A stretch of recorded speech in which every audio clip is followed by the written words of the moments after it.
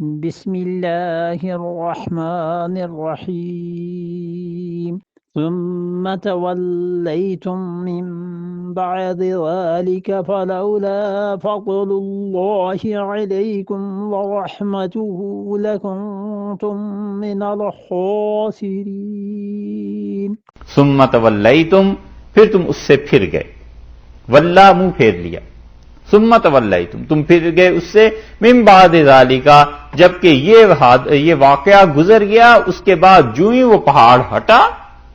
تم نے پھر وہی روش شروع کر دی، وہی کچھ کرنا شروع کر دیا کہ جب تک جبر تھا تب تک ٹھیک رہے،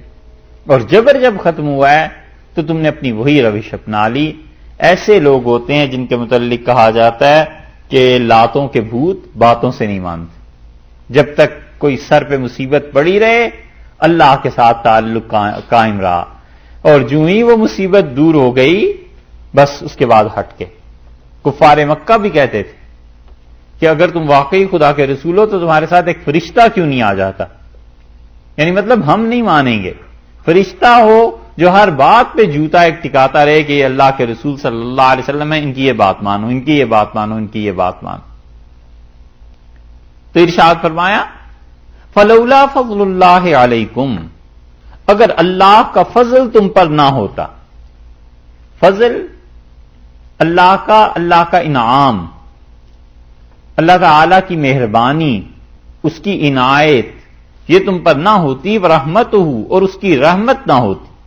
رحمت اور فضل میں فرق کیا گیا ہے،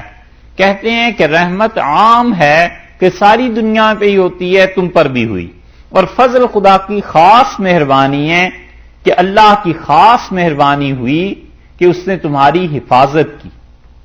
رحمت تو باقی ساری چیزیں بھی اس میں شامل ہیں، اور فضل سے مراد حفاظت ہو گئی کہ اگر اللہ نے حفاظت نہ کی ہوتی اور حفاظت کر کے اس کے بعد رحمت نہ کی ہوتی،